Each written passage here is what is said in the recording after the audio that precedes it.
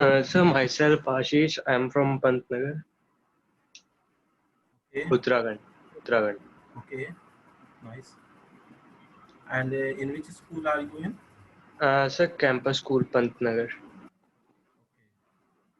So you have not given the 10th exam now, no? Yes, sir. Yes. Have you gone through any particular topic of class 11th? No, sir. No. So can you just tell me about your hobbies and other activities which you are involved in?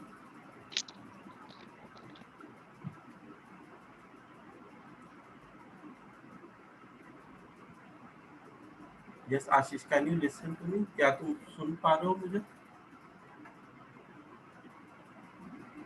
आशीष अपना video on कर लेना एक बार मैं देखना चाहता हूँ कि yes आशीष हाँ तो बता सकते हो कि तुम्हारी और क्या क्या एक्टिविटीज़ रही हैं इन पास टाइम जब भी तुम स्कूल में या कुछ घर पे करते हो तो what are your other Uh, engagements Sir, nothing. Okay so कोई आउटडोर एक्टिविटीज़ कोई इंडोर एक्टिविटीज़ कुछ स्पोर्ट्स No, म्यूज़िक sir. कुछ नहीं No, sir. ओके चलो कोई बात नहीं अच्छा ठीक है ज़्यादा कुछ तो अभी पूछ नहीं सकते हैं अभी तो तुम्हारे 10th के एग्ज़ाम्स हुए भी नहीं हैं लेकिन anyways 11th class is a little different from 10th class so you have to be well prepared for that तो अच्छी बात है तुमने अभी से इसको ज्वाइन करा है Devansh can you switch on your video and can you just tell me about yourself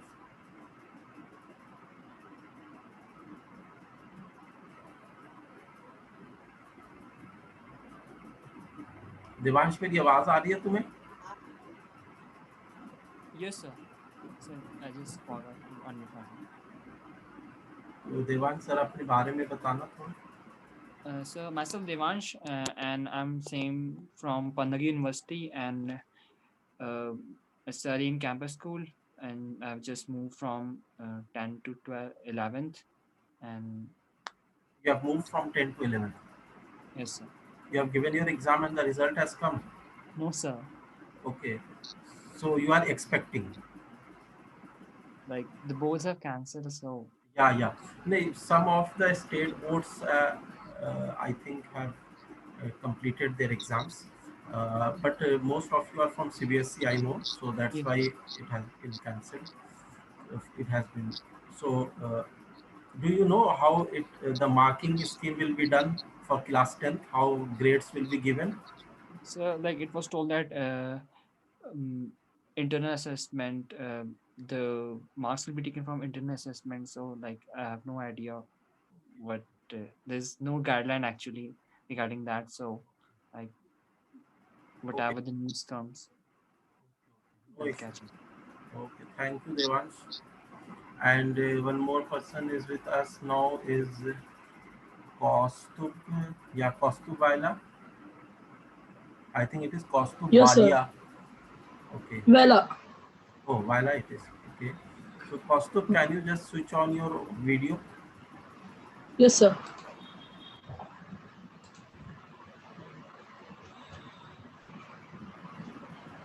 Yeah. Kaustub, can you tell me about yourself something?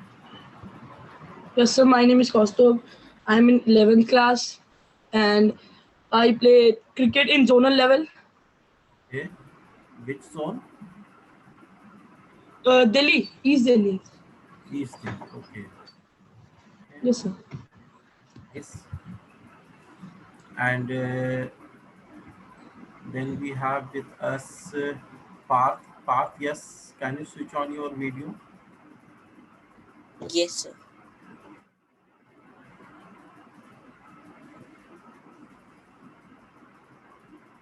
Yes, Parth, please tell something about yourself.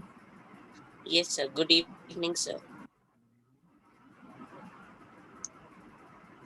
My name is Parth and I'm from Uttarakhand, Ranikhet, and I'm in class 11th and I like astronomy. You like astronomy. Have you done something in astronomy, some activity or something like that? Yes, sir. What is it? Sir, I have discovered a comet. Discovered a comet. Okay. And it has been recognized by some organization that you have discovered it. Yes, sir. It has been recognized. By which organization?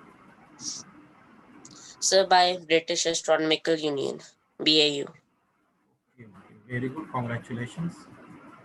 Thank you, sir.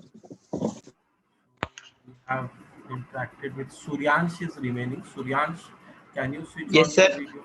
Yeah. Yes, Please, sir.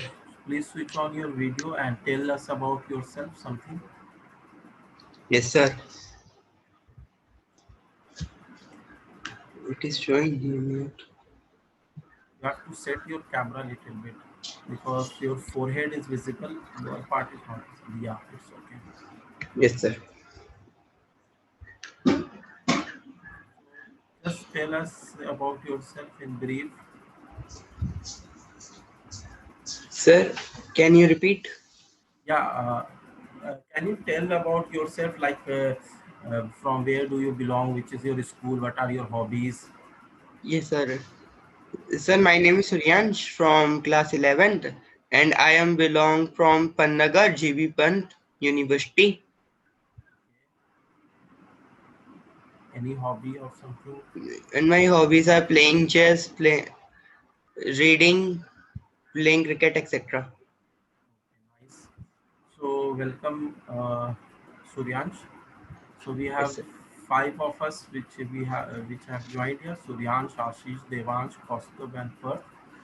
So look, अभी जो class 11 का syllabus है, that syllabus is not a small syllabus. अगर हम maths की भी बात करें तो या Suryansh, you can switch off your video and audio now. Okay, sir. तो ऐसा है कि जो 11th का सिलेबस है वो काफ़ी बड़ा सिलेबस होता है और 11th में जाने के बाद 10th से काफ़ी डिफरेंस पाया जाता है. जिस तरह के थ्योरीज इन्वॉल्व होती हैं, जिस तरह के कॉन्सेप्ट्स इन्वॉल्व होते हैं, जिस तरह के क्वेश्चंस तुम्हें देखने को मिलते हैं, these are very challenging and very good and very interesting. इसीलिए तुम देख सकते हो जहाँ 10th में तुम्हारे पास 5 सब्जेक्ट्स होते थे, जिसमें से एक मैथ्स होता था, एक साइंस होता था, बाकी 3 और सब्जेक्ट्स होते थे. 11th में जाने के बाद तुम्हारे पास मैथ्स और फिजिक्स और केमिस्ट्री बन के रह जाता है. मतलब 1.66 सिलेबस तुम्हारे पास रह जाता है. जहाँ 5 सिलेबस था, 11th में जाने के बाद 1.66 सिलेबस रह जाता है. तो इससे तुम ये समझ सकते हो कि जो सब्जेक्ट इन्वॉल्व है वो अपने आप में कितना ज़्यादा इम्पोर्टेंट हो जाता है, कितना बड़ा हो जाता है. इसलिए तुम्हें पहले से प्रिपेयर्ड रहना है कि you will come across difficulties, you will come across challenges, you will come across different type of theories and concepts and questions which will be quite challenging for you in this class 11.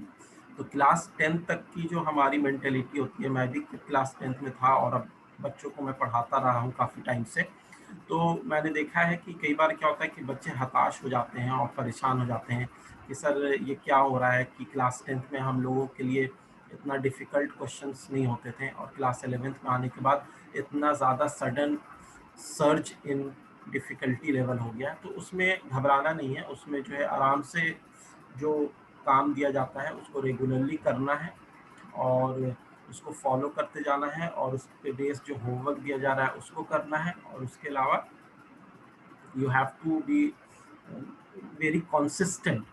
मतलब कोई चीज़ छोड़नी नहीं है, हर चीज़ time पे complete करनी है. अगर तुम ऐसा करते रहोगे तो तुम पे बर्डन नहीं होगा, तुम पे प्रेशर डेवलप नहीं होगा और तुम आराम से कवर कर सकते हो जो भी जेई का सिलेबस है और जो साथ में 11th का भी सिलेबस है.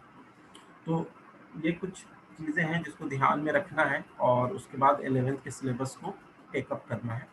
और अभी तुम्हारे पास टाइम है, तुम सही टाइम पे ज्वाइन कर रहे हो, अभी तुम्हारे पास टाइम है तो इसको यूटिलाइज़ करना है और इसको यूटिलाइज़ करके और इसको बेस्ट यूटिलाइज़ करना है. और उसके बाद इसमें किस तरीके से तुम अर्ली अचीव कर सकते हो चीज़ों को, ये देखना है. तो जो चैप्टर्स 11th में है, आई होप सबके पास एनसीईआरटी 11th की होगी, तो फिलहाल हम लोग एनसीईआरटी पे स्टिक करेंगे. फिर उसके बाद एनसीईआरटी एग्जाम्पलर है उसको भी फॉलो करेंगे उसके बाद हम लोग दूसरी बुक्स को बाद में देखेंगे, अभी इनिशियली दूसरी बुक्स में नहीं जाएंगे। अभी 1-2 महीने हम लोग एनसीईआरटी और एनसीईआरटी एग्जाम्पलर को ही फोकस करेंगे। अभी दूसरे बुक्स में जाएंगे तो बहुत ज़्यादा प्रेशर आ जाएगा और क्या होगा कि कॉन्फिडेंस लूज हो जाएगा। तो अभी इतना जल्दी हमें दूसरे बुक्स में, कॉम्पिटिटिव बुक्स में नहीं जाना है। जब जाना होगा तो मैं बता दूंगा, और भी कई सारी बुक्स हैं और प्रीवियस ईयर पेपर हैं, लेकिन अभी तुम्हें एनसीईआरटी और एनसीईआरटी एग्जाम्पलर पे फोकस करना है। पहले एनसीईआरटी और उसके बाद एनसीईआरटी एग्जाम्पलर। तो बेसिकली जो चैप्टर्स हैं उसमें सबसे पहला चैप्टर जो एनसीईआरटी का है वो है द चैप्टर इज सेट्स। तो चैप्टर सेट्स से हम लोग आज डिस्कशन स्टार्ट करेंगे और उसके बाद हम लोग कंटिन्यू करेंगे उस डिस्कशन को। तो सेट्स के बारे में हम लोग पहले कुछ जान लें। तो I am starting the white board now.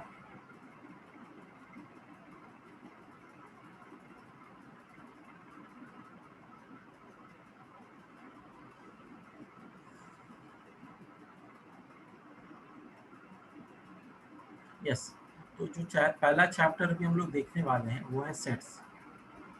ठीक है, सेट्स क्या होता है, जैसे कि इसके नाम से भी हमें थोड़ा बहुत समझ में आ रहा होगा। सेट मतलब कुछ चीज़ों का कलेक्शन, ठीक है, उसी को सेट कह सकते हैं। जैसे तो इसमें कुछ मैथमेटिकल पर्सपेक्टिव आ जाता है कि मैथमेटिकली सेट हम किसको कहते हैं। तो उसमें एक एकदम एग्जैक्ट डेफिनेशन हमें फॉलो करनी पड़ती है। तो हम कहते हैं well defined collection of objects, a well defined collection of objects is called set basically। ठीक है, तो इसका मैं कुछ एग्जांपल तुम्हारे सामने भी दूंगा so that you would be able to understand exactly sets क्या चीज होती है और इस किस चीज को हम सेट कह सकते हैं और किस चीज को हम सेट नहीं कह सकते। दोनों बात इंपॉर्टेंट है कि which collection is called set, which collection is not set। तो basically if you see like तुमसे ये पूछा जाए कि कलेक्शन ऑफ इंटेलिजेंट स्टूडेंट्स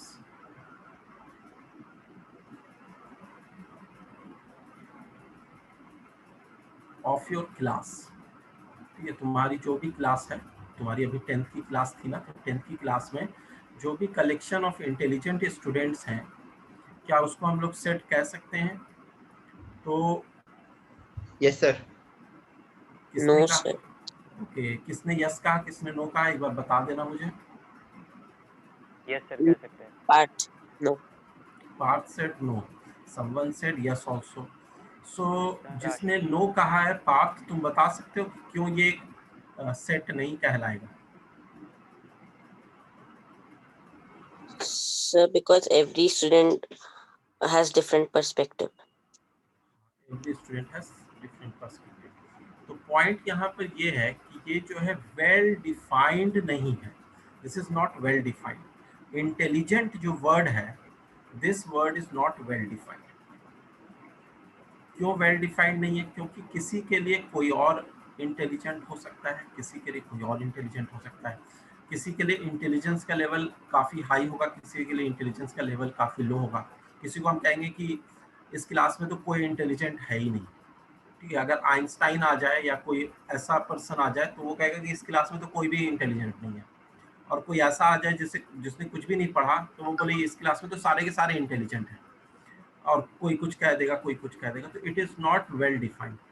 तो क्या कोई एक एग्जाम्पल दे सकते हो इसी पर्सपेक्टिव में कि वो वेल डिफाइंड हो जाए?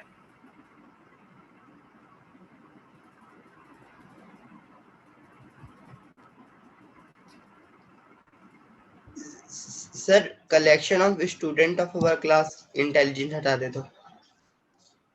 वो ठीक है, collection of student of our class वो वेल डिफाइंड है, that is fine. Collection of students of your class, इसमें कोई इशू नहीं है। लेकिन मैं अगर ये इंटेलिजेंट वाला पॉइंट रखना चाहता हूँ तो इस चीज़ को कैसे प्रेजेंट करूँ? अगर मैं ये दिखाना चाहता हूँ कि इंटेलिजेंट वर्ड को किसी ना किसी रूप में मैं रखना चाहता हूँ। तो मैं ऐसा नहीं कह सकता हूँ कि collection of students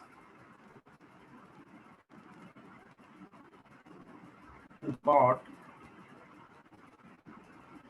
above 90% in your class। जो भी अभी लास्ट एग्जाम हुआ होगा, उस लास्ट एग्जाम में जिन स्टूडेंट्स का अबव 90% आया है, उन स्टूडेंट का कलेक्शन, तो वो तो वेल डिफाइंड है, उसमें तो कोई डाउट नहीं होगा। चाहे आइंस्टाइन हो या कोई भी हो, वो भी कहेगा कि ये 90% से ऊपर का मार्क्स है या 90% या उससे नीचे का मार्क्स है, तो दैट इज वेल डिफाइंड। तो वो एक तरीका है जिससे हम ये कह सकते हैं कि चलो हमने एक क्राइटेरिया डिफाइन कर दिया। Is it clear to everyone? Yes, sir. So this is actually, yeah, so this is actually well defined। above 90% जो वर्ड हमने यूज किया ना, दिस इज वेल डिफाइंड। तो this is how we try to understand sets, कि ऐसा criteria हो जो कि वेल डिफाइंड, जो कि क्लियरली डिफाइन किया जा सके, ये नहीं कि पर्सपेक्टिव पे डिपेंड करें। तो जस्ट राइट दिस डाउन।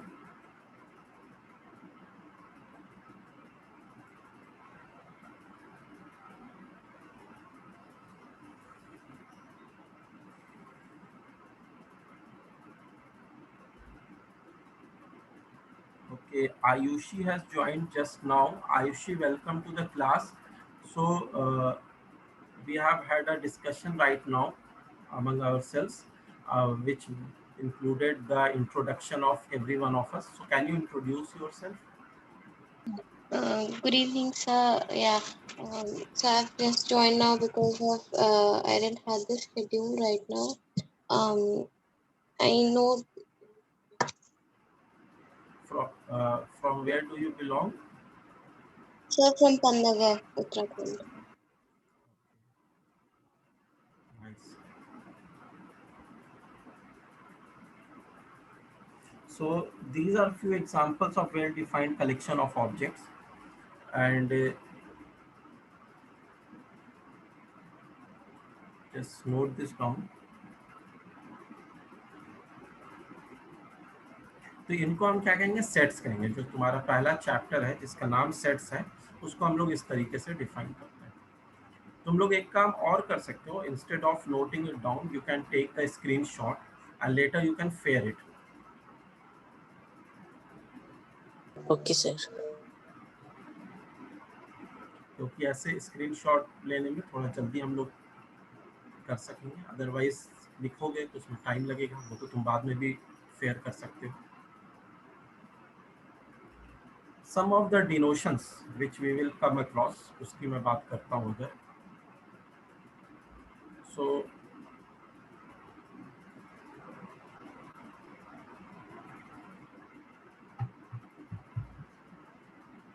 सबने कर लिया, इसको सेव कर लिया? Yes, sir. Yes. ओके। सो कुछ डिनोशंस के बारे में जान लो जो हम लोग अभी डील करेंगे। जैसे कैपिटल एन यूज कर रहे होंगे। कैपिटल एन भी use generally for natural numbers. Natural numbers के लिए हम लोग कैपिटल एन यूज करते हैं। नेचुरल नंबर्स सबको पता है क्या कहते हैं? 1 2 3 4 5 6। W stands for whole number, which means 0 1 2 3 4 so on. And then we have Z, which means integers, that is -1 -2 -3 0 1 2 3. So all the negative numbers, positive numbers, those numbers are there. Then we have Z plus, like this, which means positive integers. So if we have positive integers like 1 2 3 4, so can you say that positive integers and natural numbers are same thing? Yes, sir. Okay. So positive integers and natural numbers are same thing. Z minus are actually negative integers.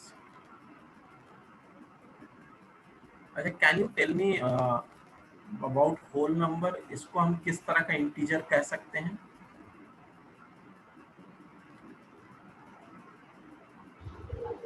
Sir, which starts from 0 to go infinity. Start from 0 से लेके infinity, 0 1 2 3 so on. लेकिन इसको integers के नाम दें अगर, तो किस तरह का इंटीजर कह सकते हैं? जैसे नेचुरल नंबर को हमने नाम दे सकते हैं, इट इज पॉजिटिव इंटीजर। वैसे ही अगर होल नंबर को नाम दे तो इसको हम कह सकते हैं नॉन निगेटिव इंटीजर। क्यों नॉन निगेटिव कहेंगे? क्योंकि नॉन निगेटिव में से इंटीजर के निगेटिव वाले पार्ट हट जाएंगे और जीरो और पॉजिटिव वाले रहेंगे, तो जीरो भी आ जाएगा, दैट इज इंपॉर्टेंट। तो होल नंबर में जीरो भी होता है और नॉन निगेटिव में पॉजिटिव भी आता है और जीरो भी आता है। Is it clear? Yes, sir. Okay. Then we have like rational numbers which you have studied earlier also. उसको हम लोग Q से दिखाते हैं, rational numbers which is of the form P upon Q and P and Q are integers, Q not equal to 0. अच्छा, जो integer है इसका एक और तरीका होता है कैपिटल आई। इस बुक में कैपिटल आई से भी दिखा सकते हैं।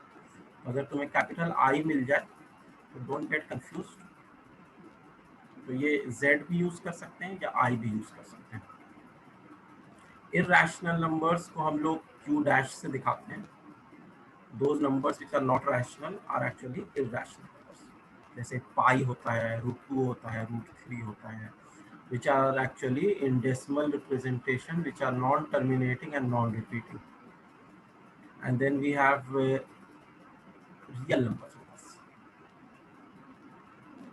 Real numbers नंबर लाइन पे जितने भी नंबर आते हैं ऑन नंबर लाइन, उन सबको हम रियल नंबर्स कहते हैं। ठीक है, हर तरह का नंबर हो सकता है उसमें, रैशनल, इरैशनल, बाकी ऊपर के जितने तरीके के नंबर्स हैं वो सारे हो सकते हैं। तो these are the some of the denotations which we use here. इसको एक बार नोट कर लो। इसके अलावा भी अगर कोई डिनोशन यूज होता है अमंग नंबर्स तो वी विल सी दैट, लेकिन मोस्टली यही यूज होता है।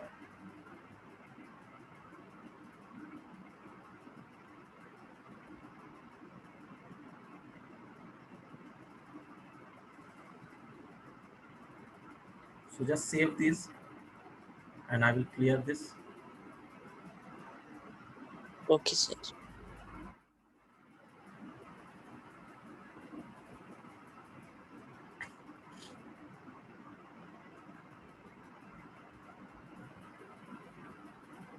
So I'm erasing.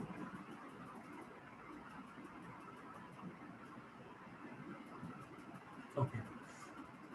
Now अब हम सेट्स पे आते हैं। ठीक है, ये कुछ नंबर्स के बारे में हमने जान लिया कि इसको कैसे डिनोट करते हैं। अब सेट्स के बारे में आते हैं वापस से। तो जो सेट्स होता है that is represented by capital letter. Set को जो रिप्रेजेंट करते हैं वो कैपिटल लेटर से रिप्रेजेंट करते हैं, like capital A, capital B, capital C, capital X, capital Y, capital Z. इस तरह से कोई भी कैपिटल लेटर से हम सेट को डिनोट करते हैं। एंड एलिमेंट्स ऑफ सेट जो होते हैं, सेट के अंदर जो होता है, जो मौजूद होता है सेट के अंदर, उनको कहते हैं एलिमेंट्स ऑफ सेट। उनको हम लोग किससे डिनोट करते हैं? उसको डिनोट करते हैं हम स्मॉल अल्फाबेट से, स्मॉल ए, small B, small C, small alphabet से हम डिनोट करते हैं। जैसे मैं भी एग्जांपल दिखाता हूँ। अभी पहले ये समझ लो कि जो सेट का एलिमेंट होता है, जैसे मान लो ए है, A is a set and A is a set which consist of suppose natural numbers. तो इसको हम दिखा सकते हैं कि A is equal to x such that x belong to natural number. ये एक तरीका हुआ इसको दिखाने का। अब इसमें क्या क्या डिनोशंस हैं वो मैं तुम्हें बता देता हूँ। यहाँ पर ये जो डबल डॉट यूज हुआ है, ये डबल डॉट का मतलब होता है सच दैट एक्स जो है वो क्या है, यहाँ पर वो एक एलिमेंट है। This is an element. x is an element, और ये डबल डॉट जो है वो सच दैट है। ये वाला जो साइन है एप्सिलल का, ये है बिलोंग्स टू कैसा।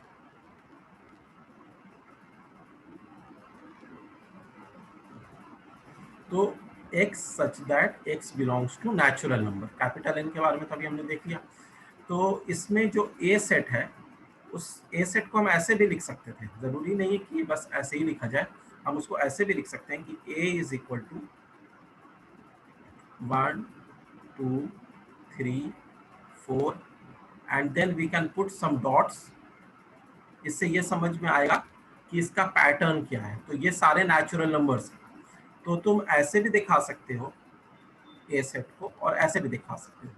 कहने का मतलब सेट ये है कि एक ऐसा सेट है, एक ऐसा सेट है जो कि it consist of natural numbers, इसके जो एलिमेंट है वो जो है नेचुरल नंबर्स है।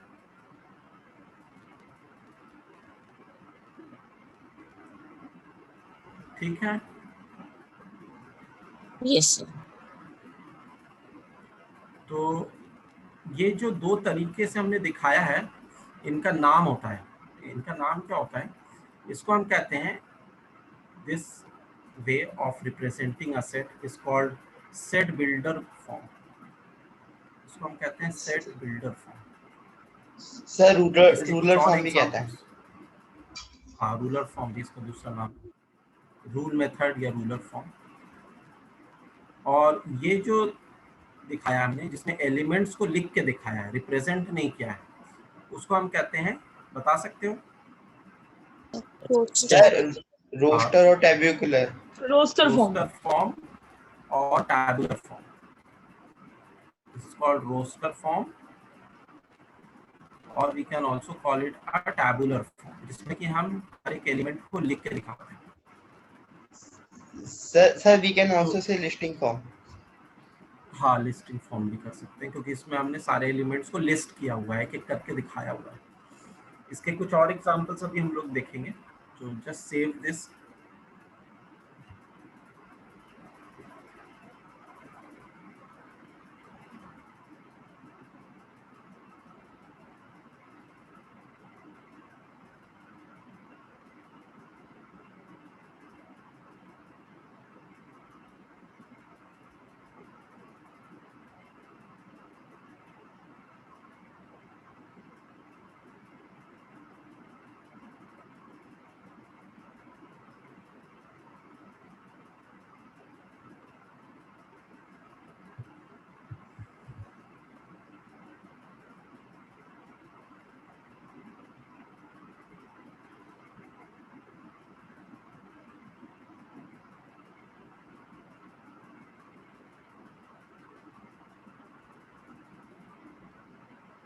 अगर कहीं पर किसी को कुछ समझने में दिक्कत आ रही हो तो फ्रैंकली पूछ लेना, don't hesitate anywhere.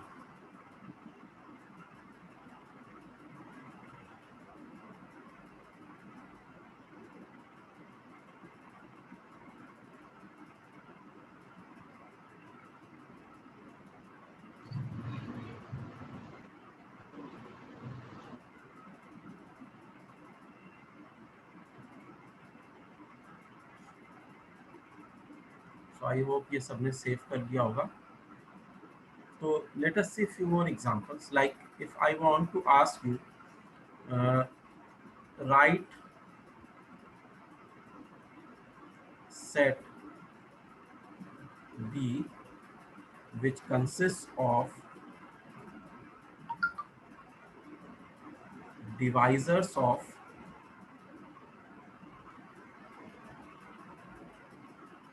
18। okay?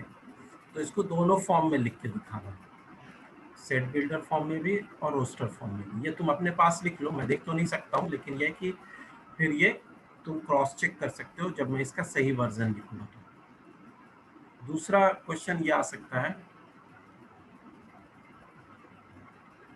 Right set C which consists of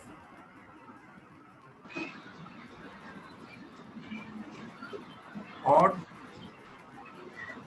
natural numbers less than 10.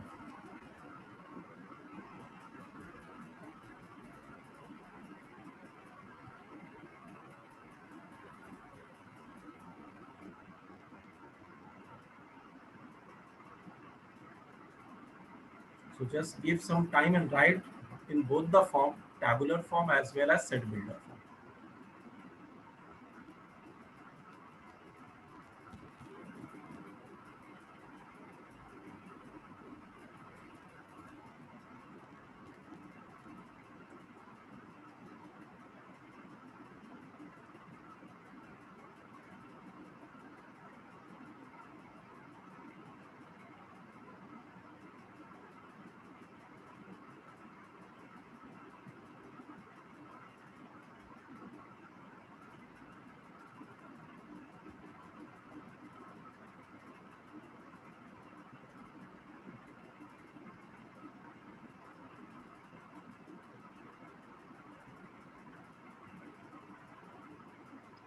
Sir लिख लिया। Okay, good. Everyone else done? Yes.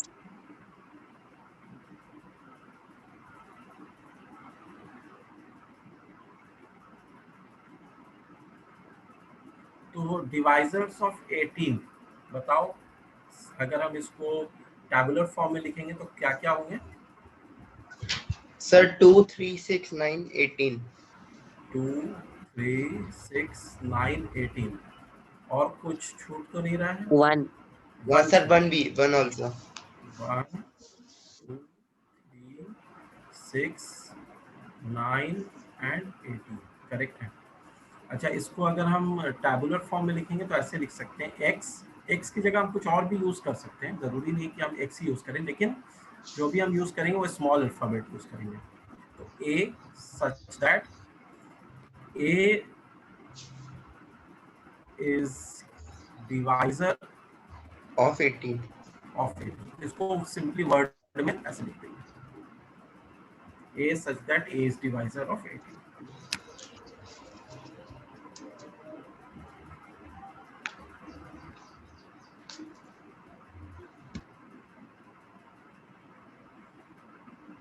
Next question we have,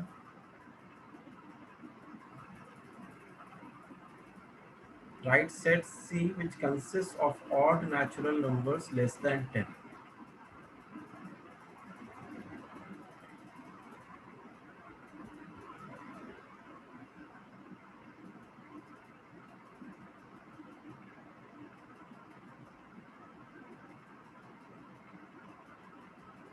पहले टैबुलर फॉर्म में लिखो, वो थोड़ा आसान है।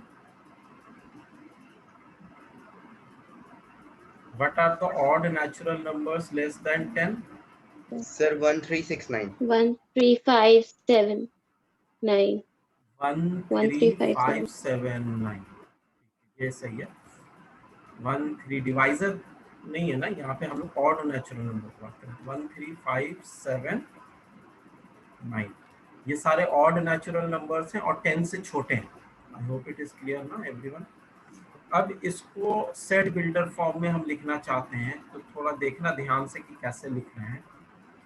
x such that x is equal to, odd number को हम जनरली ऐसे दिखाते हैं 2n plus 1 where n belonging to whole number, and इस बात का भी ध्यान रखना है कि जो नंबर आना चाहिए x वो 10 से छोटा होना चाहिए। तो n पे क्या कंडीशन होगी, n किससे छोटा लेंगे बता सकते हो? 10 5. 5 से छोटा लेंगे, करेक्ट। तो पार्ट इज करेक्ट। तो बेसिकली अगर तुम चेक करना चाहो कि तुमने सही लिखा है या नहीं लिखा है, this is the set builder form. ये हमने क्या लिखा है, सेट बिल्डर फॉर्म। तो अगर तुम ये चेक करना चाहो कि तुमने सही लिखा है या नहीं लिखा है, तो you can just check it easily. x such that x is equal to 2n plus 1 where n belonging to whole number n is less than 5। तो होल नंबर कहाँ से स्टार्ट होता है, 0 से। तो 2 into 0 plus 1 that will be 1। फिर अगला whole number होता है 1, तो 2 into 1 plus 1 that will be 3। फिर अगला होल नंबर आएगा 2, 2 into 2 plus 1 that will be equal to 5. फिर 3 आएगा, 2 into 3 plus 1 that is equal to 7. फिर 4 आएगा, 2 into 4 plus 1 is equal to 9. इसके बाद तुम आगे नहीं जा सकते क्योंकि n should be less than 5, मतलब 4 तक ले सकते हो. n is less than 5, तो 4 तक लिया. तो क्या तुम देख सकते हो कि वही सारे नंबर्स आ रहे हैं जो तुम्हारे टैबुलर फॉर्म में है? 1, 3, 5, 7, 9. Is it okay? Yes. Yes. Yes, sir. So write this down, save it.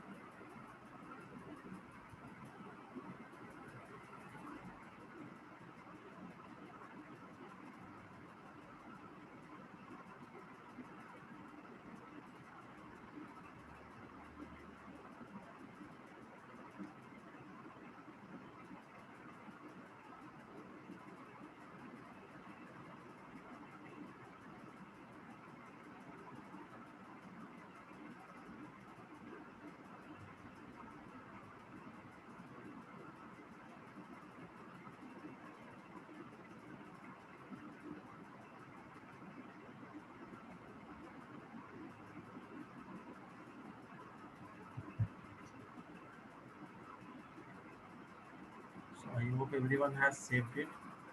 मैं इसको क्लियर कर रहा हूँ.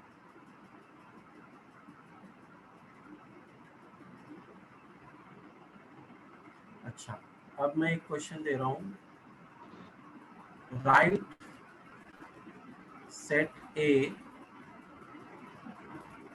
consists of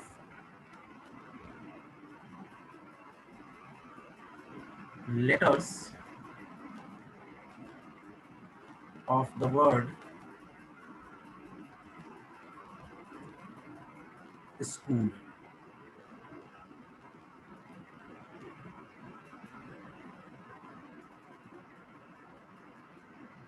यहाँ पर मैं कुछ चेक करना चाह रहा हूँ. देखता हूँ कि तुम में से कितना इसको सही करते हैं. सर कर लिया. So someone else has also joined the group just now. Uzair, welcome to this class. Can you hear me? लगता है डिस्कनेक्ट हो गया, कोई बात नहीं. तो इसके लेटर्स जब तुम लिखोगे सेट ए के तो क्या लिखोगे बता सकते हो? SCHOL. अच्छा, इन लेटर्स को स्मॉल लेटर लिखेंगे या कैपिटल लेटर लिखेंगे? Sir capital. Capital. Sir capital भी लिख सकते हैं, स्मॉल भी. नहीं, देखो यहाँ पर जो वर्ड में लेटर्स यूज हुए हैं वो कैपिटल लेटर्स यूज हुए हैं. तो जब तुम लिखोगे तो उनको वैसे का वैसा ही लिखना है. SCH, O को 2 बार नहीं लिखना है, रिपीट नहीं करना है, और L.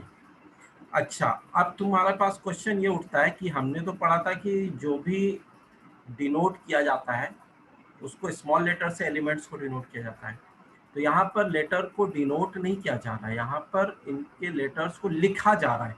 डिनोट करना अलग चीज है, लिखना अलग चीज है.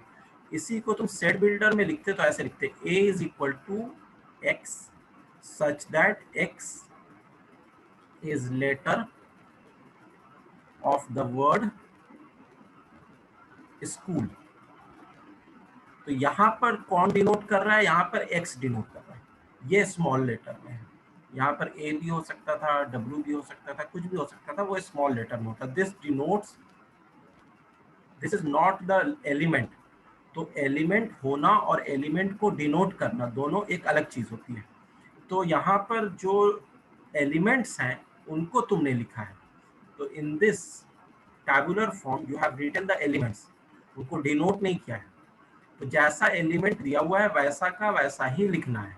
और जहाँ पर रिपीटिशन है वहाँ पर रिपीटिशन हमें नहीं करना है, क्योंकि एलिमेंट रिपीट नहीं होते हैं। ओ 2 बार आया है, लेकिन हम जब उसके सेट में देखेंगे कि क्या क्या एलिमेंट्स हैं तो ओ को एक ही बार लिखेंगे। And this is set builder form. Set builder form में हमारे पास स्मॉल लेटर से हम डिनोट करेंगे इसको। Is this clear? Yes. Yes, sir. So,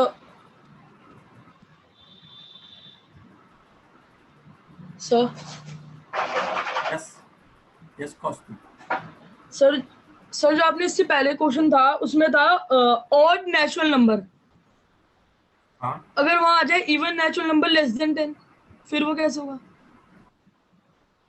natural number के लिए हम क्या कर सकते हैं, x such that x is equal to 2n plus 1 की जगह 2n लिख देंगे, where n belonging to natural number and n is less than, sorry 10 नहीं, x 10 से छोटा है ना, तो n 5 से छोटा हो जाएगा। अब इसमें नेचुरल नंबर हम ले रहे हैं, होल नंबर नहीं ले रहे हैं, क्योंकि होल नंबर लेंगे तो 0 आ जाएगा, 0 is not a natural number. तो यहाँ पर नेचुरल नंबर पुट करेंगे 1 2 3 4, ये सारे नेचुरल नंबर्स हैं, ये सारे n की वैल्यूज हैं जो हम पुट करेंगे। और जब पुट करेंगे तो हमें x क्या मिल जाएगा, 2 4 6 8 6 8। ये सारे, हाँ ये सारे नेचुरल नंबर्स 10 से छोटे हैं। These are natural numbers less than 10.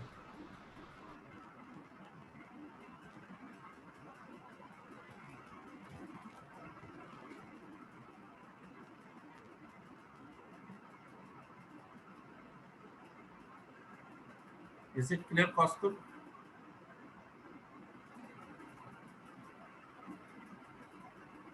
Yes, sir. Okay.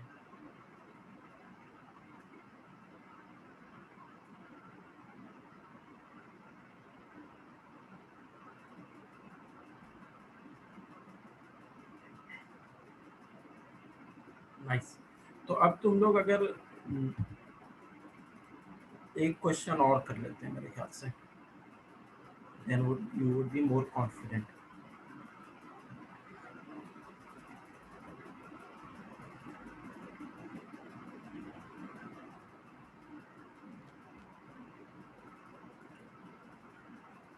अभी तुम्हें एनसीईआरटी पे स्टिक करना है, और उसके बाद एनसीईआरटी एग्जाम्पलर जब चैप्टर ओवर हो जाए, अभी ज़्यादा दूसरे बुक्स में नहीं जाना है, अभी 1-2 महीने तक इन्हीं 2 बुक्स को पकड़े रहना है और इनको अच्छे से करना है। Right the set 1/2, 2/3, 3/4, 4/5, 5/6, 6/7 in the set builder form.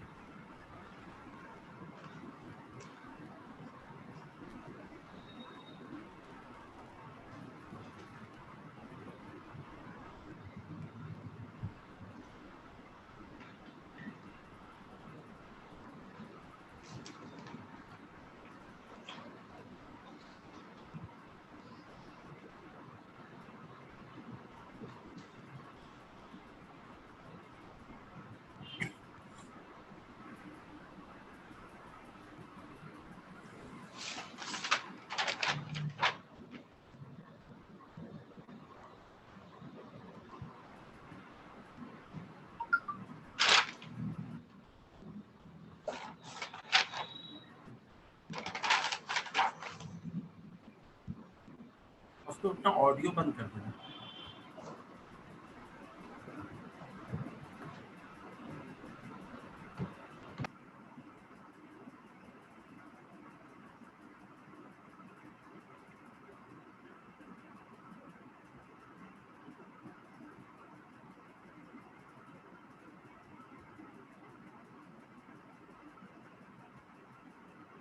तो it is actually rational numbers, और न्यूमरेटर जो है वो डिनोमिनेटर से एक छोटा है, और न्यूमरेटर और डिनोमिनेटर दोनों में तुम देख सकते हो कि these are successive natural numbers present इसको तुम्हें सेट बिल्डर फॉर्म में लिखना है।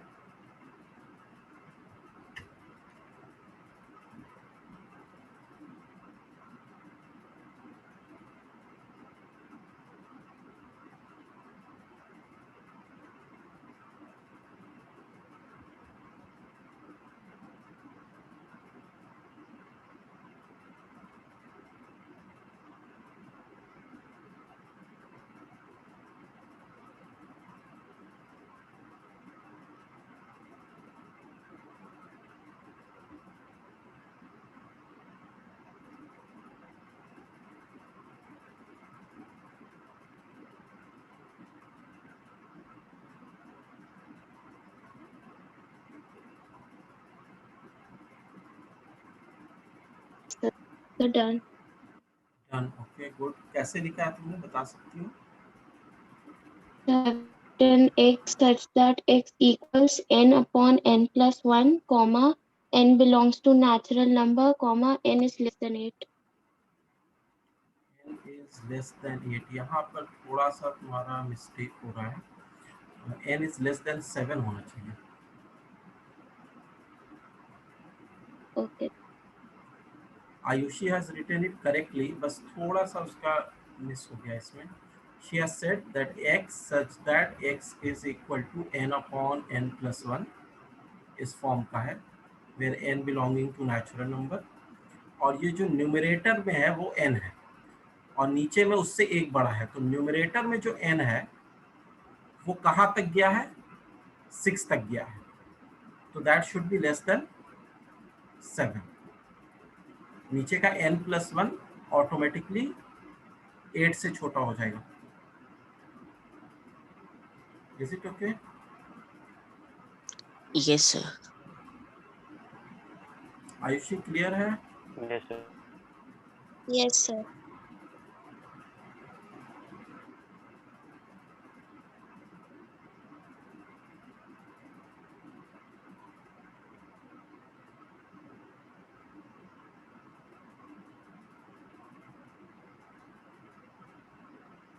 ओके, नाउ हम लोग कुछ टाइप्स ऑफ सेट्स के बारे में भी पढ़ेंगे। तो based on the theory which we have done till now, you can do exercise 1.1 as homework,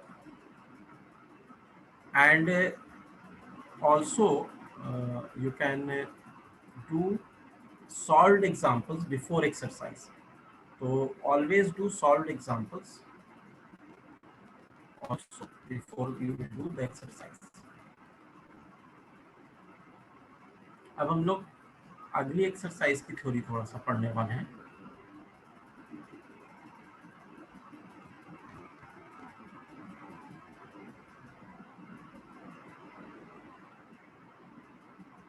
So I am clearing this. सबसे पहले empty set. What are the sets which are called empty sets? इनका दूसरा नाम भी होता है एक और void set, या इसको हम कहते हैं null set। तो किस तरह के सेट्स को हम empty sets या void set या null sets कहते हैं? ये वैसे सेट्स होते हैं जिसमें नंबर ऑफ एलिमेंट्स जो होते हैं वो 0 होते हैं, मतलब एक भी नंबर ऑफ एलिमेंट नहीं होगा। ठीक है, तो इस तरह के सेट को हम इस तरीके से लिखते हैं फाई। ये एक ग्रीक अल्फाबेट है फाई, इसका मतलब होता है एम्प्टी सेट। या हम कई बार इसको ऐसे भी दिखाते हैं कि ब्रेस ओपन किया, ब्रेस क्लोज किया, बीच में कुछ नहीं है, मतलब ये एम्प्टी सेट है। तो these are the ways in which we can denote empty set. Now we have empty set जो होता है वो, उसका एग्जांपल अगर देखें, for example if you are asked a is x such that x is a natural number less than 0। x एक ऐसा natural number है जो 0 से छोटा है, तो ऑब्वियसली 0 से छोटा तो कोई भी नेचुरल नंबर नहीं होता है, सारे नेचुरल नंबर 0 से बड़े होते हैं। तो a is having no such element in it, so it is an empty set। इसको ऐसे हम दिखा सकते हैं। क्लियर है? Yes, sir. What other examples you can give? कोई और एग्जांपल बताओ।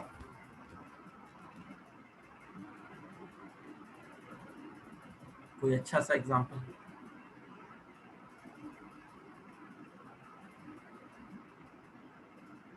Can say x prime number greater तुम्हारी आवाज काफी ब्रेक हो रही है आयुषी।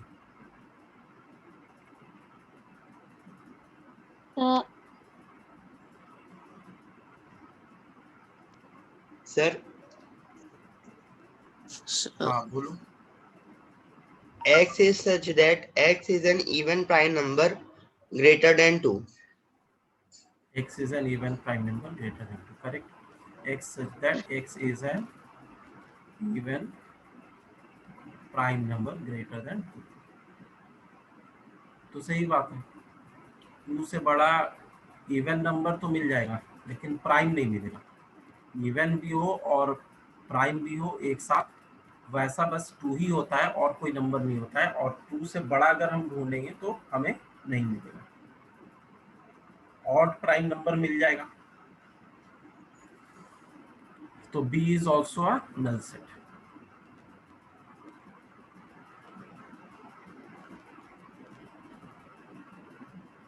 तो इस तरीके से हम नल सेट को आइडेंटिफाई कर सकते हैं। इसमें एलिमेंट्स जो होते हैं वो होते नहीं है, 0 एलिमेंट्स होते हैं। these are called null sets. Just save them. फिर हम लोग अभी आते हैं दूसरे तरीके के सेट्स पे जिसको हम फाइनाइट एंड इनफाइनाइट सेट्स कहते हैं।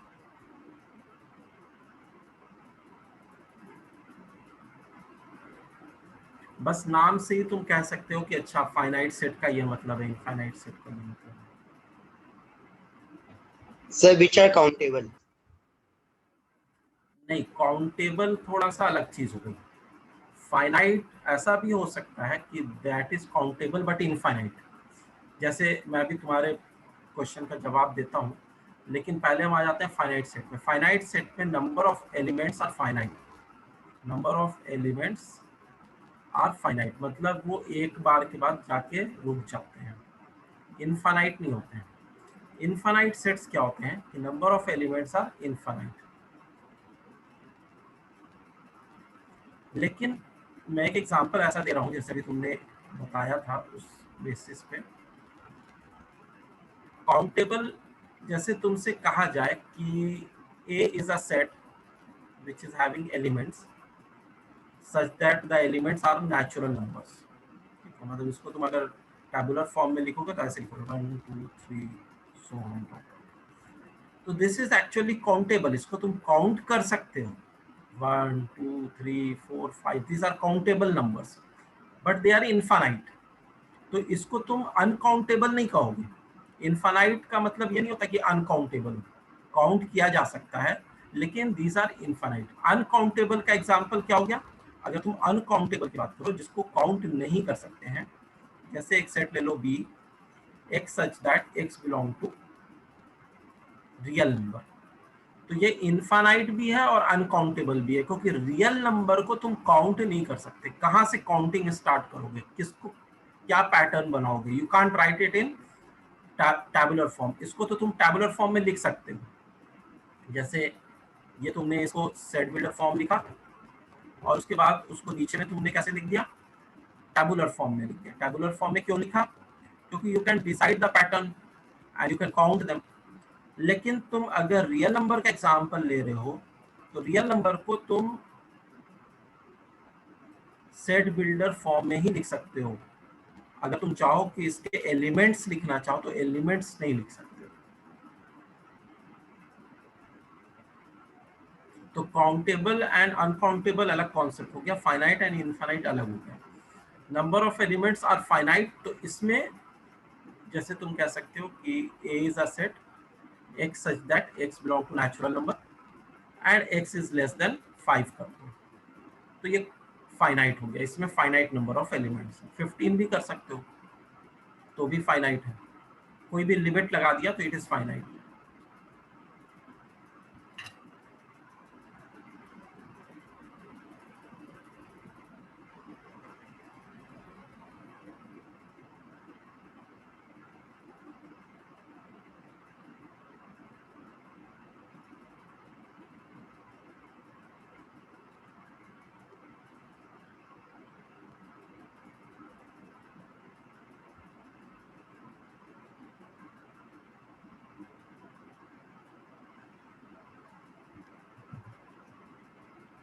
आई hope it is clear to everyone ना। तो जो फाइनाइट सेट्स होते हैं उनका जो नंबर ऑफ एलिमेंट होता है उसको हम ये भी कहते हैं, उसका दूसरा नाम भी कहलाता है cardinality, is also called cardinality.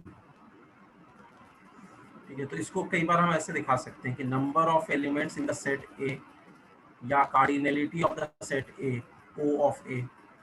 तो तुम बता सकते हो कि इस सेट ए की कार्डिनलिटी क्या है?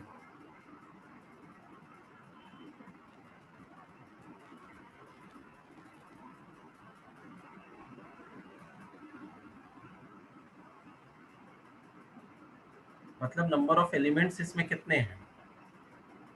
14. 14 इज करेक्ट, 14 है। ठीक है, 15 से छोटे जो नेचुरल नंबर्स होते हैं वो टोटल 14 होते हैं, तो इट्स कार्डिनलिटी इज 14। कुछ देर पहले हमने एक सेट देखा था, उसको बोल देते हैं सी, x such that x is letter of the word school। तो इसकी कार्डिनलिटी बता सकते हो? 5. 5। इसको 6 नहीं बोलेंगे, इसको हम क्या कहेंगे? 5 बोलेंगे, SCHOL।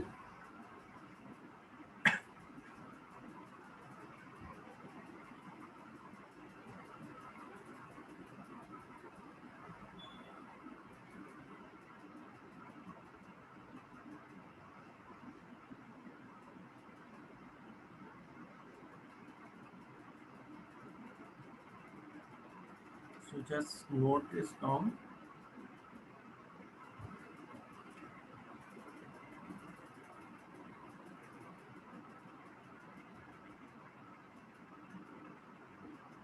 अच्छा, एक और कैटेगरी होती है equal sets and equivalent sets.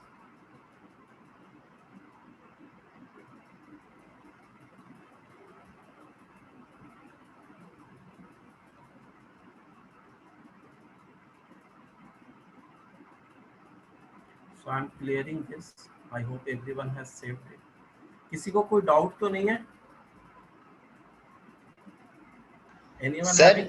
हाँ सर अगर हमने लगा दिया x is greater than equal to 15 तब क्या होगा? अब इनफाइनाइट सेट हो जाएगा, इन्फिनिटी तक चला जाएगा।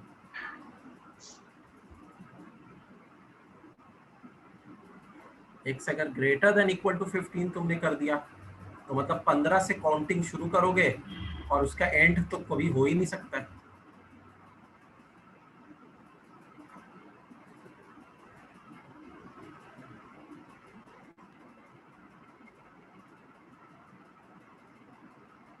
Yes, anyone else having any doubt?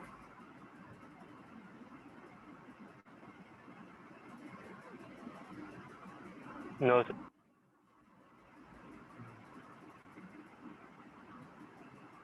So we come to equal sets and equivalent sets।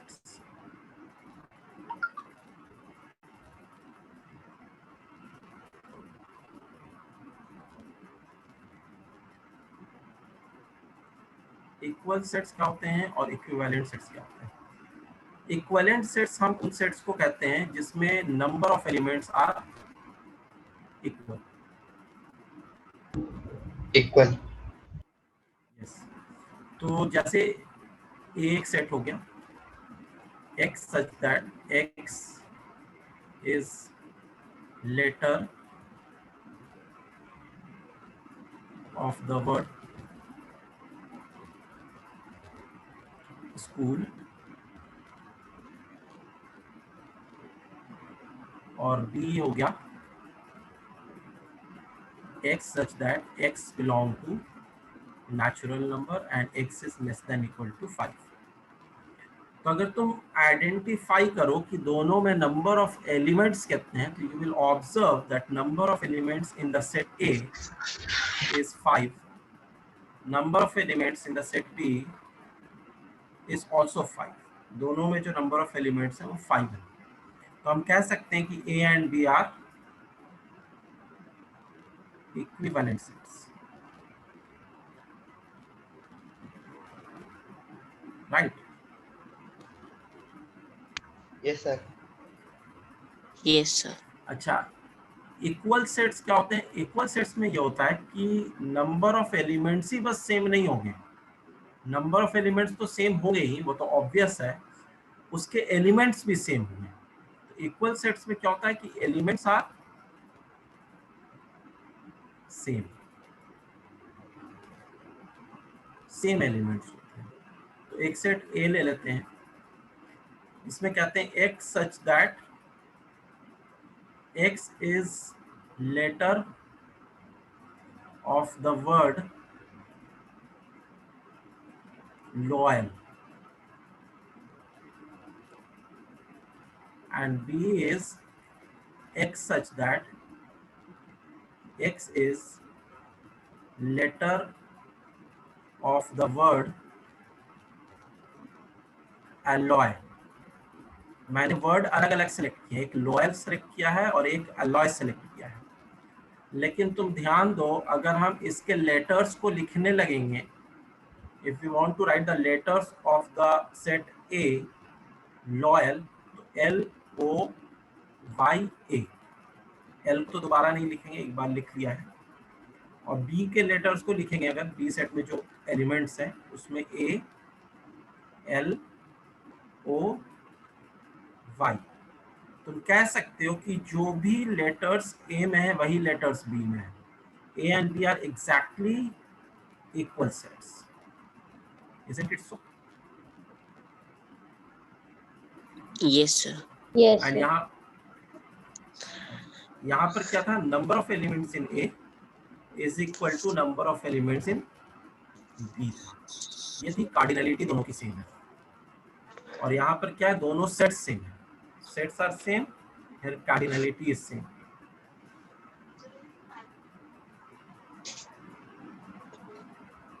तो अगर NA इक्वल टू NB है, that means these are equivalent sets, and अगर A इक्वल टू B है, that means these are equal sets. अच्छा, किस order में element को लिख रहे हो वो मैटर नहीं करता। जैसे ऊपर में L पहले लिखा है, फिर O लिखा है, फिर Y लिखा है, फिर A लिखा है, नीचे में थोड़ा ऑर्डर अलग है, A पहले लिख दिया है, लेकिन order does not matter. While writing the elements of a set, order does not matter. Order तुम कुछ भी रख सकते हो, लेकिन एलिमेंट्स वही हैं अगर, तो these are equal sets.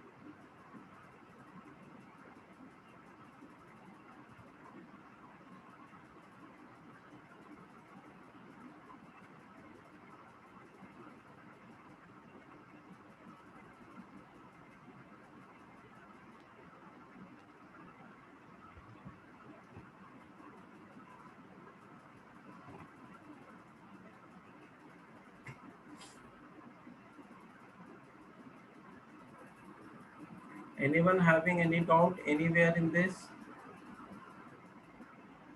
No, sir. No, sir.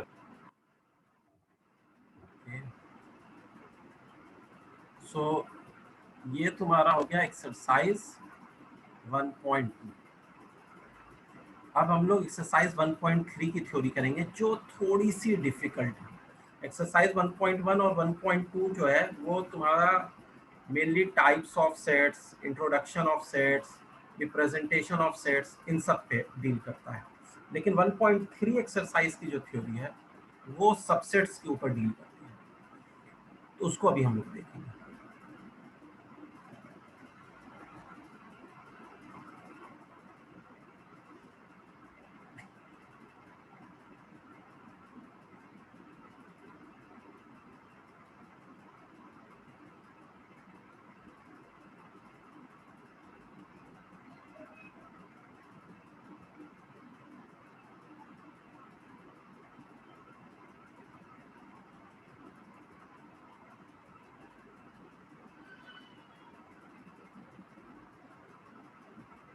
इसको इरेज कर दे रहा हूँ।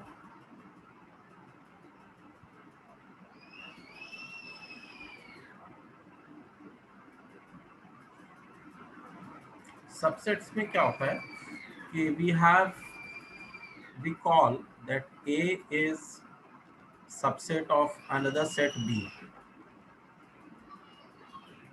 इसको ऐसे दिखाते हैं, A is subset of B.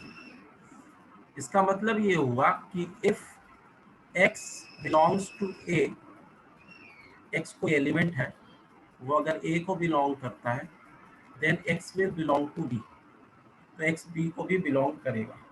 इसका उल्टा जरूरी नहीं है क्यों, ठीक है, क्योंकि B is not a subset of A. अगर B सबसेट ऑफ A हो गया, मान लो B is subset of A, इसको हम ऐसे लिखेंगे, B is subset of A। तो इसका मतलब क्या हो गया, if X belong to B, then X belong to A, तब X A को बिलोंग करेगा। अब इसका एक एग्जाम्पल देख के दिखाता हूँ। What would be an example?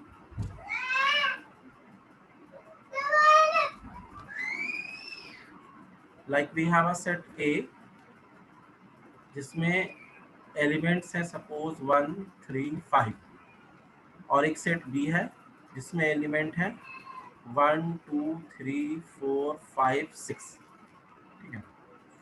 तो अगर हम यहाँ पर ध्यान से देखें कि क्या A B का सबसेट है या B A का सबसेट है या कोई किसी का सबसेट ही नहीं है, ऐसा कोई सिचुएशन यहाँ पे दिख रहा है, तो वी कैन से कि if X belongs to A, अगर X A को बिलोंग कर रहा है, अब X क्या हो सकता है, X इन तीन एलिमेंट्स में से कुछ भी हो सकता है।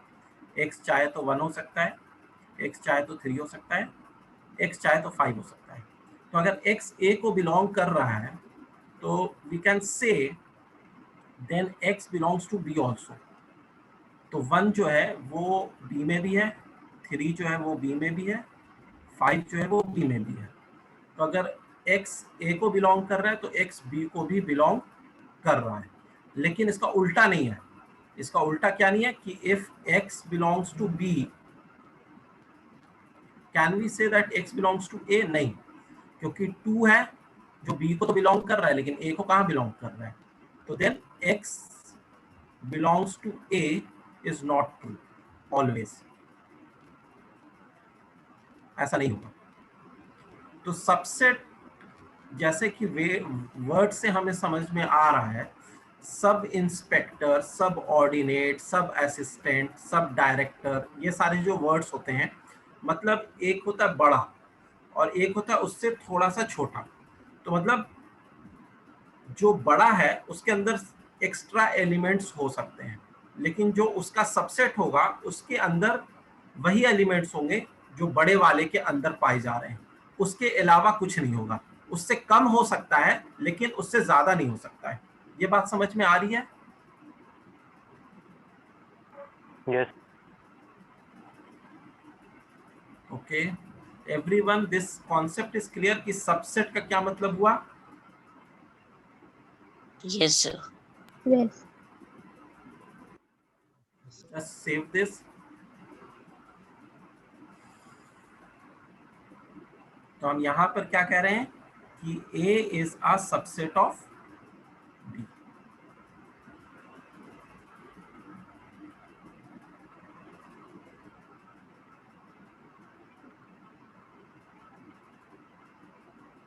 but B is not a subset of A.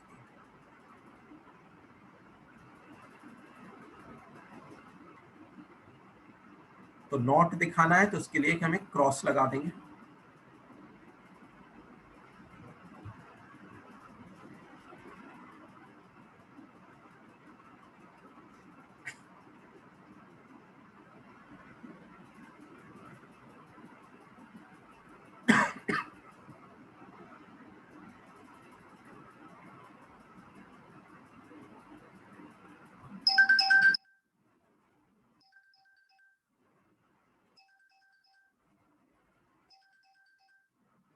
Hello. हाँ हाँ ठीक है, क्लास चल रही है मेरी.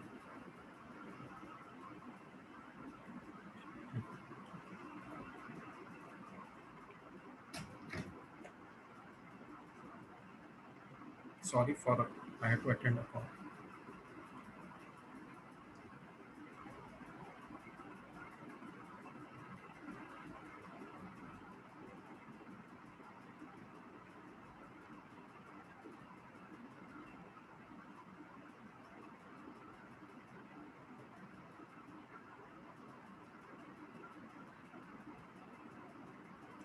आई होप सबने ये लिख लिया. अच्छा, अगर दो सेट इक्वल हैं, a set A is equal to another set B, तो इसमें अगर दो सेट हमारे पास इक्वल दे रखे हैं तो इसका मतलब सबसेट के टर्म्स में क्या समझ में आता है? Sir, A is a subset of B and B is also a subset of A. बात. तो A B का भी सबसेट है, B A का भी सबसेट है. मतलब A के सारे एलिमेंट्स B में होंगे और B के सारे एलिमेंट्स A में होंगे, तभी दोनों इक्वल हो सकते हैं. ये बात सबको समझ में आ रही है? Yes, sir. Yes. Yes, sir. So let us see few examples here.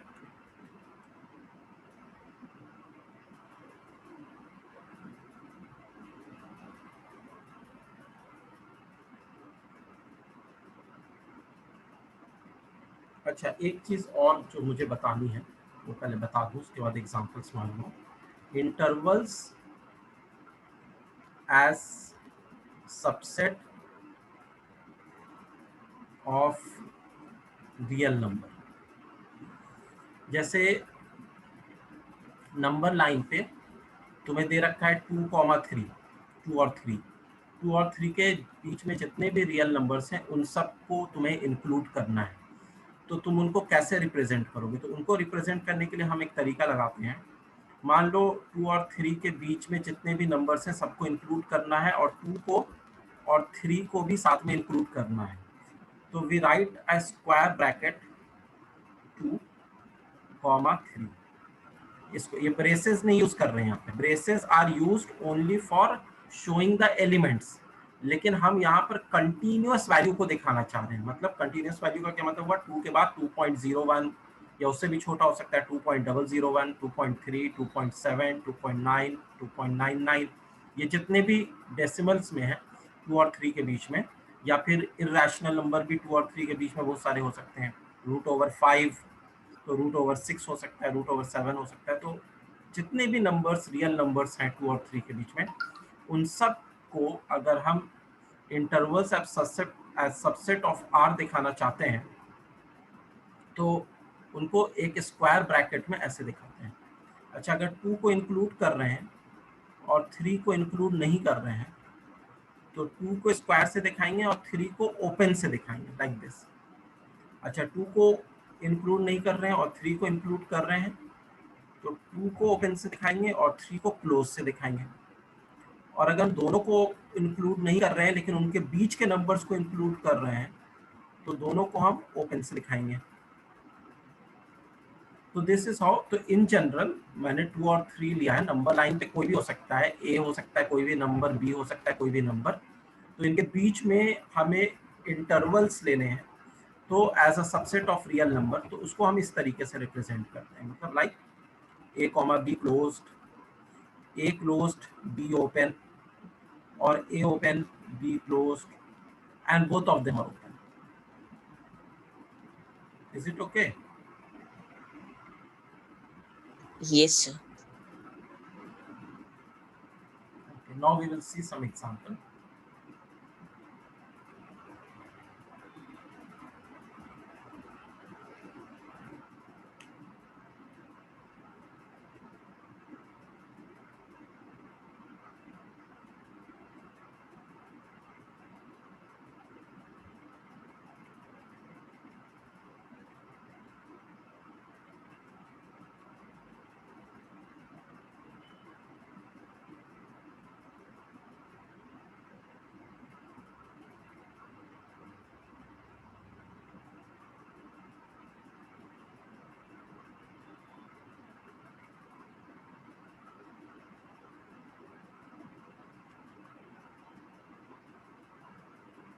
अच्छा, एक चीज में कंफ्यूज मत होना, जब ये थर्ड एक्सरसाइज करोगे तो उसमें इस पे क्वेश्चंस भी तुम्हें मिलेंगे।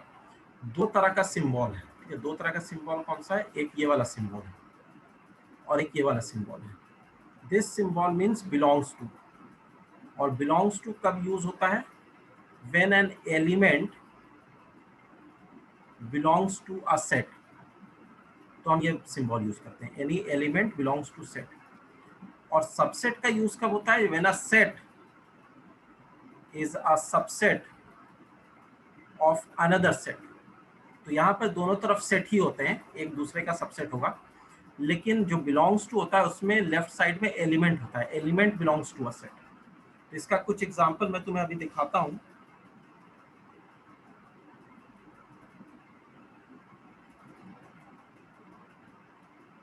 I'm clearing this.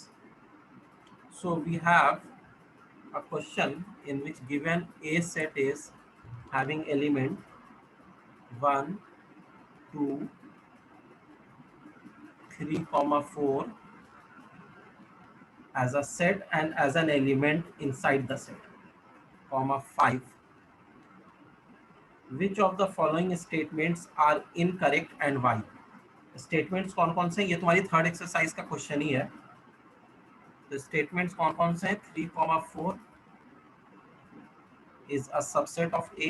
This is the first question. Second question is 3, 4 with braces belongs to A. Third one 3, 4 and again a brace on that is a subset of A. Subset को ऐसे भी दिखा सकते हैं, this और this, ठीक है? इसमें क्या डिफरेंस है वो हम लोग बाद में देखेंगे, स्लाइड डिफरेंस होता है, लेकिन अभी दोनों तरीके से इसको तुम दिखा सकते हो। एनसीईआरटी में ऐसे दिखा दिया है, तुम ऐसे भी दिखा सकते हो। Fourth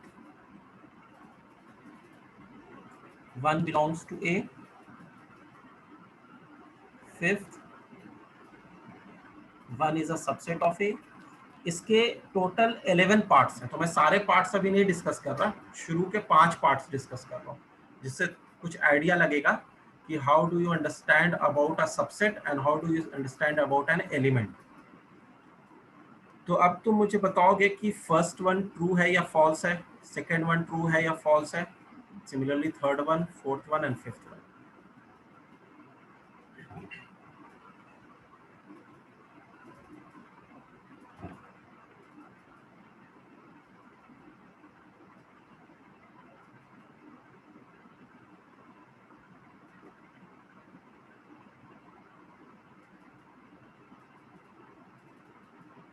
Yes, everyone is seeing this question now? Yes, sir.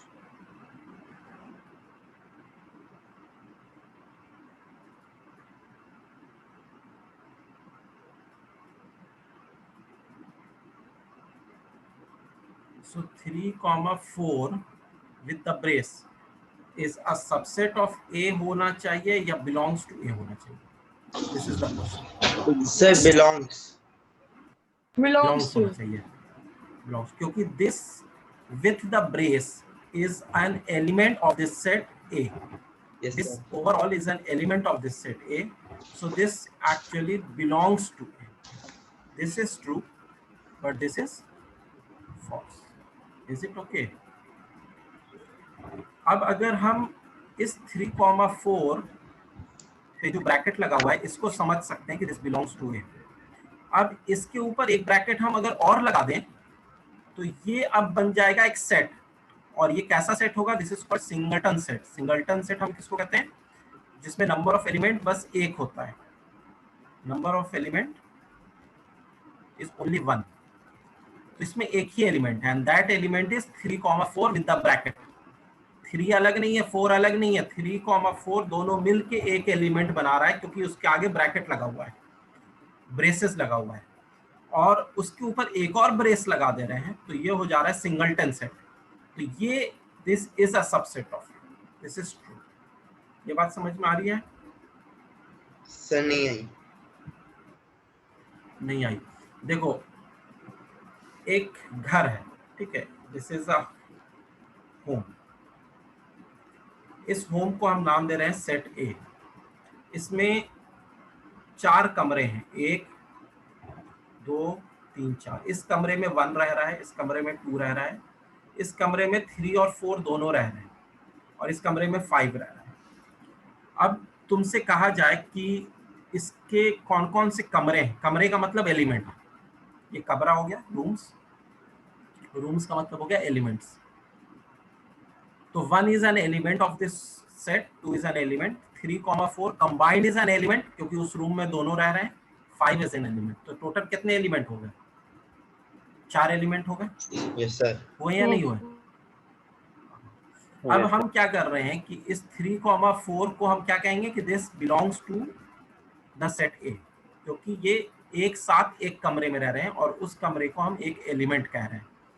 अब हम अगर ये कहें कि 3,4 के आगे एक ब्रेस और लगा दे रहे हैं, तो एक्चुअली हम क्या कर रहे हैं कि इन दोनों को यहाँ से उठा के एक दूसरे घर में ले जा रहे हैं, और उस घर में एक ही कमरा है, वो घर भी है और वो कमरा भी है, उसमें 3,4 को रख दे रहे हैं। Now this home is, which is now a set, this is B, which is also a home, which is now a set.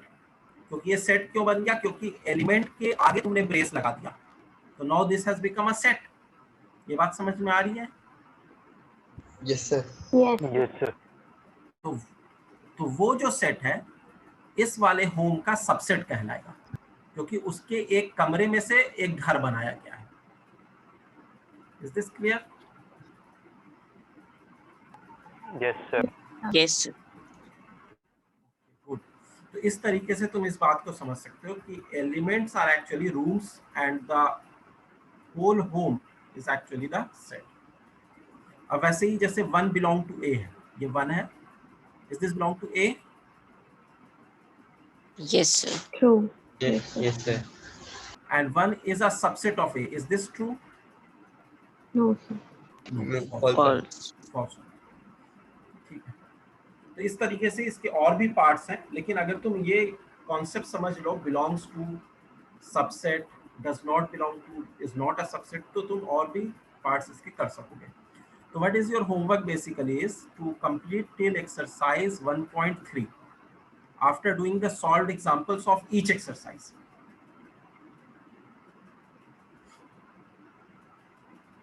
So just save this.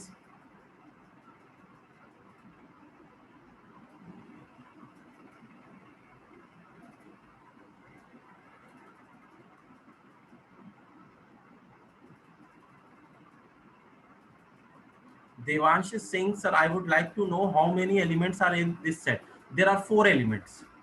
4 rooms are there, na? 4 elements.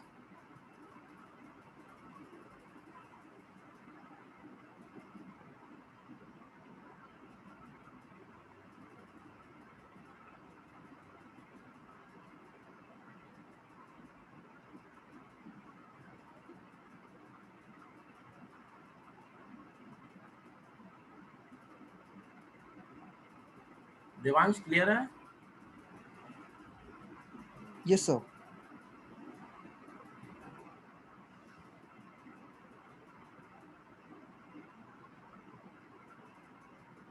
So we conclude today's class now, and we'll meet in the next class with your doubts and with your yes, some message has come. Sir, if we take 125, are they subset or not? 125 is a subset. 1 is an element, 2 is an element, 5 is an element, and you have combined them to make a set. So this is a subset of the set A, correct?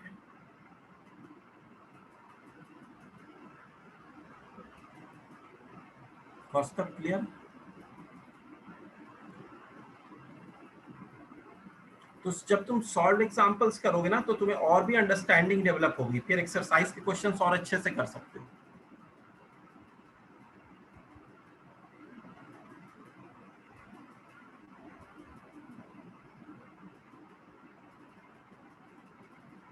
Okay, then thank you everyone.